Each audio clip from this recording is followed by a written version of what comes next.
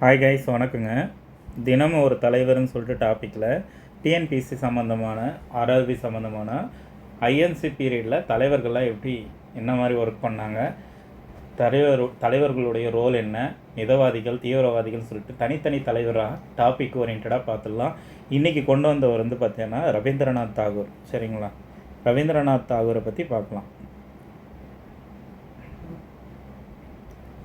Plus போயிடலாம். Exam point of வியூவில் தான் இருக்கும், சிம்பிளாக இருக்கும்.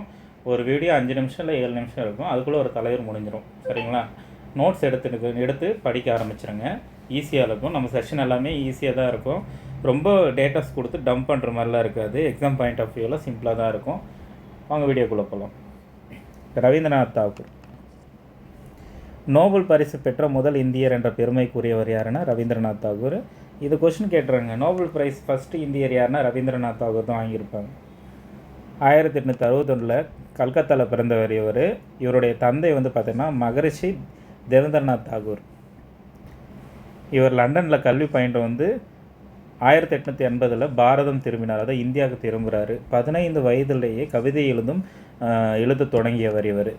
தனது கவிதை தொகுப்பு பார்த்தீங்கன்னா 21 வயதில் 1982 வெளியானது. அப்போது 1882 ஃபஸ்ட்டு கவிதை தொகுப்பு வெளியானது. அதுக்கு ஆல்ரெடி கேட்டிருக்காங்க. சரிங்களா? அடுத்து பார்த்தீங்கன்னா இவர்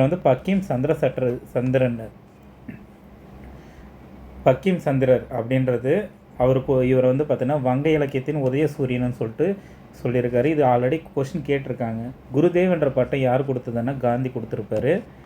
இவருக்கு மாற்றி காந்திக்கு பார்த்தீங்கன்னா இவர் மகாத்மான்னு கொடுத்துருப்பாங்க. சரிங்களா? இது ஆல்ரெடி தெரிஞ்சவங்களுக்கு. வங்க இலக்கியத்தின் உதயசூரியன்ன்றது பக்கிம் சந்திரர் அவர் தான் கொடுத்தார். அடுத்து பார்த்தீங்கன்னா ஜாதி பாகுபாட்டை மேநாட்டு தேசியத்தின் தீமைகளை தீவிரமாக எதிர்த்தவர். தனது ஜமீன் குடிமைகளை அன்பாக பழகியவர். இவர் ஜமீன்தாரியில் தான் இருந்தவர். ஆனாலும் எல்லா மக்களை பார்த்தீங்கன்னா அன்பாக பார்த்தவர் இவர். வங்கப்பிரிவின் போது தாகூர் இயற்றிய அமர்சேர் பங்களா என்ற பாடலை பார்த்தீங்கன்னா வங்கதேசத்தினுடைய தேசிய கீதமானது. வங்கப்பிரிவின் 1905 ஆணுச்சு. அப்போ பார்த்தீங்கன்னா அபசேன பங்களா அப்படின்ற ஒரு பாடலை இயற்றினார். அதுதான் பார்த்தீங்கன்னா பங்களாதேஷம் பார்த்தீங்கன்னா தேசிய கீதமாக இப்போ வரையும் பாடிட்டு இருக்காங்க. அமெரிக்காவுக்கும் இங்கிலாந்துக்கும் சென்று சொற்பொழி நிகழ்த்தியவர் இவர். இவரது கவிதைகள் பல ஆங்கிலத்தில் வெளியே வந்தது. இவர் ஒரு சிறந்த ஓவியராக திகழ்ந்தவர். சரிங்களா? இதெல்லாம் கூற்று காரணத்தில் கேட்கலாம். சரிங்களா? ஒரு எக்கனாமிக்கலாக இவர் 1913 கீதாஞ்சலின்றதுக்கு நோபல் ப்ரைஸ் வாங்கியிருப்பார். இது நிறைய முறை டிஎன்பிசியில் கேட்ட கொஸ்டினுங்க. கீதாஞ்சலிக்கு நோபல் ப்ரைஸு எந்த ஆண்டு பெற்றார், அது இலக்கியமா அப்படின்றதெல்லாம் கேட்டிருக்காங்க. இலக்கியத்தை ஃபஸ்ட்டு பெற்றவர் இவர் தான். ஃபஸ்ட்டு பெற்ற இந்தியர் நோபலுக்கு இவர் தான். 1913 பெற்றிருப்பார். காந்திஜி முதலாக மகாத்மா அழைத்தது இவரையே. சரிங்களா? இவரே தான் பார்த்தா காந்திக்கு மகாத்மான் கொடுத்துருப்பாரு. அதுக்கு குருதேவன் அவர் சொல்லியிருப்பார். 1901 சாந்தி நிகேதன் என்ற கல்லூரி தொடங்கினாங்க. சாந்தி நிகேதன்ன்றது அதனுடைய பொருள் என்னன்னு கேட்டிருக்காங்க. இதுக்கு முன்னாடி அமைதியின் உறைவிடம் சொல்லுவாங்க. சாந்தி நிகேதன் 1921 விஸ்வபாரதி பல்கலைக்கழகமாக வளர்ந்தது. இது நேருடைய மகளுக்கு இந்திராக்கு எழுதின கடிதத்தில் சாந்தி நிகேதன் கல்வி அந்த கல்லூரி விஸ்வபாரதி கல்லூரி பற்றி தான் பேசியிருப்பாங்க.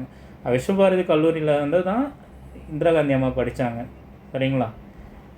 அடுத்து பார்த்தோன்னா கவிதைகள் மட்டுமில்லை, சிறுகதைகள், நாவல்கள், நாடகங்கள், கட்டுரைகள் நிறைய எழுதியிருக்காரு. உலக புகழ் பெற்றான ஒருவர் ரவீந்திரநாத் தாகூர். 1941 ஆகஸ்ட் 7 அவர் காலமாயிட்டார். சரிங்களா? அவருடைய புனிதம் என்ன ஒன்று பார்த்தோன்னா கோரா, ஒன்று கரோபைரா அப்படி 2 புனிதம் பார்த்தீங்கன்னா அவர் ஏற்றிருக்காரு. ரெண்டாவது பார்த்தீங்கன்னா நாடகம்னு பார்க்கும்போது அவர் சித்திரங்கா தான் தாக்கர், இந்த 2த்தையும் பண்ணியிருக்காரு. சிறுகதை என்னது காலிபூலா.